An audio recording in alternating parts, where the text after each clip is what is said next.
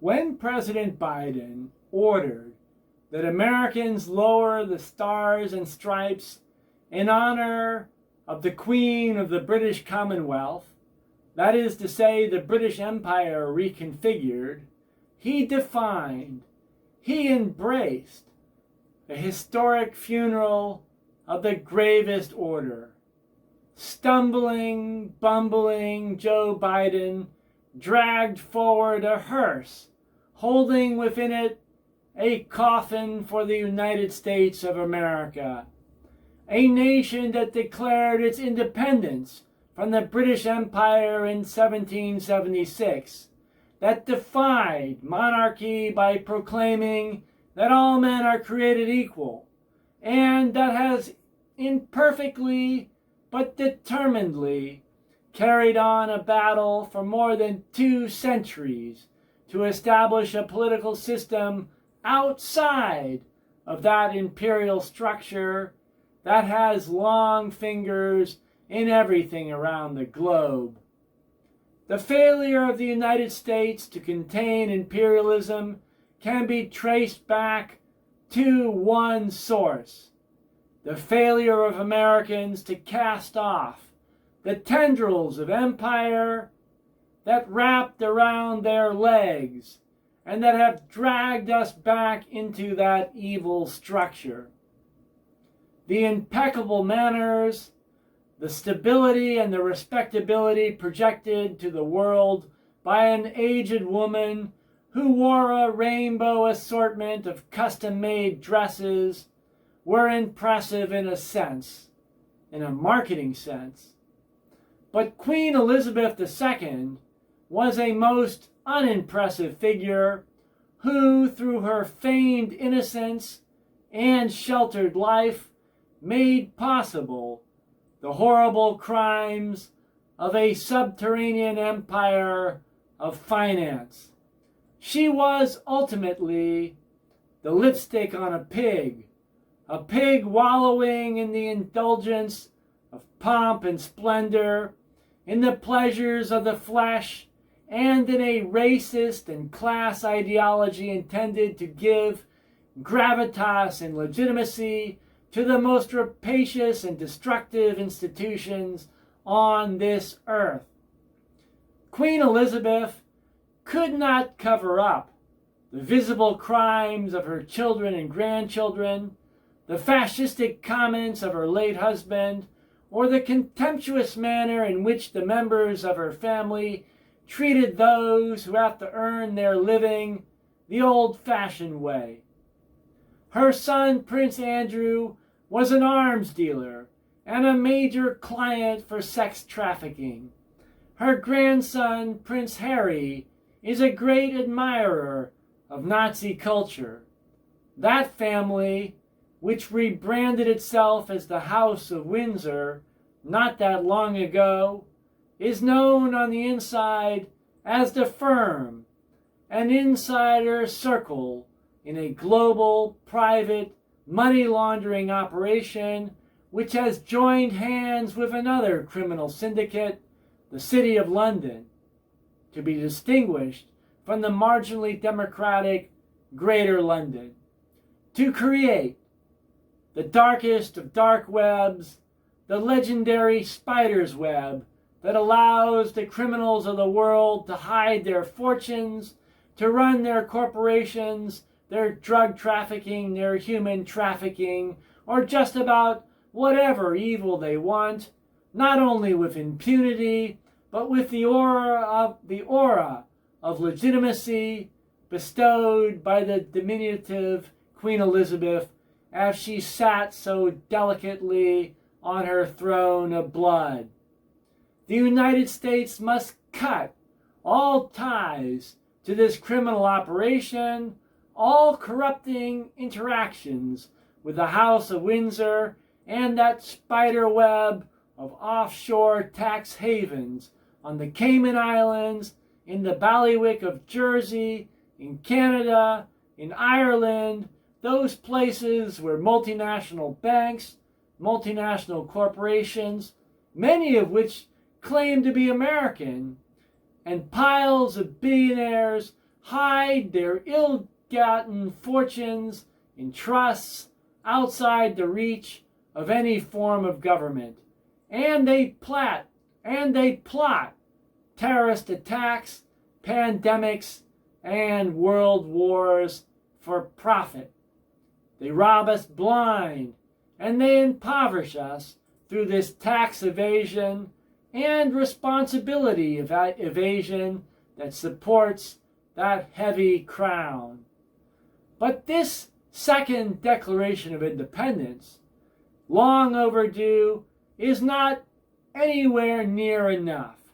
We must take down and take apart the entire squalid edifice housing the Windsor family so that it cannot pose a threat to our nation or to the world any longer, so that it cannot serve as a refuge for the globalists who scavenge the world for profit.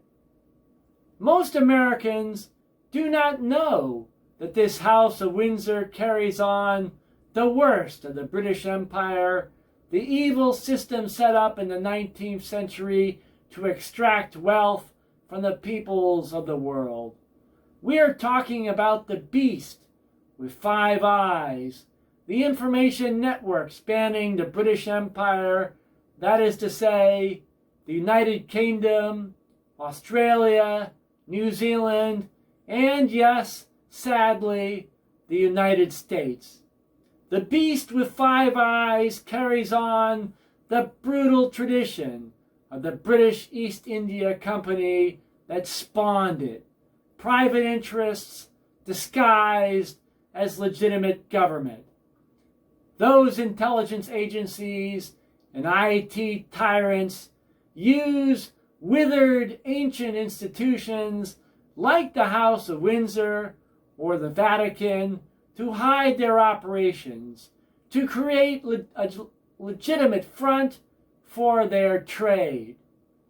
Pretty boy King Charles the Insidious stands at the center of the World Economic Forum, embracing its slogans and campaigns before anyone else, lending a hand to drag us into war, to inject us with vaccines, and to undertake the destruction of our air, our water, and our soil in the name of sustainability.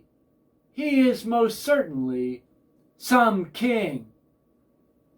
Do not get me wrong. I recognize that there have been great figures in history who served as kings and queens of monarchies.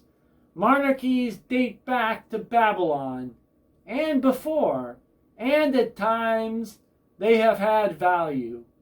But the use of a monarchy to conceal the evil actions of the rich and powerful, men set on starting civil wars, on launching world wars, and on destroying most of humanity, cannot be tolerated. This British royal family has become a clear and present threat to the sovereignty and to the safety of the citizens of the United States. It poses a far greater threat than Iran, North Korea, Russia, China, or Syria. We do not object to the members of the House of Windsor taking up residence in one of their numerous castles, finding a way to earn the money to maintain that residence without burdening the citizens, and gathering with their friends and admirers to congratulate themselves on their royal blood to their heart's content. But the House of Windsor must give up all of its illegal holdings around the world, its blood-soaked wealth, and most importantly, it must cease to serve as a money laundering operation beyond the reach of the law. We need to know about the 6.6 billion acres that King Charles will own, about the obscure Crown estate that claims ownership of even more land, The hidden economy must see the light of day because its secrecy undermines the entire world.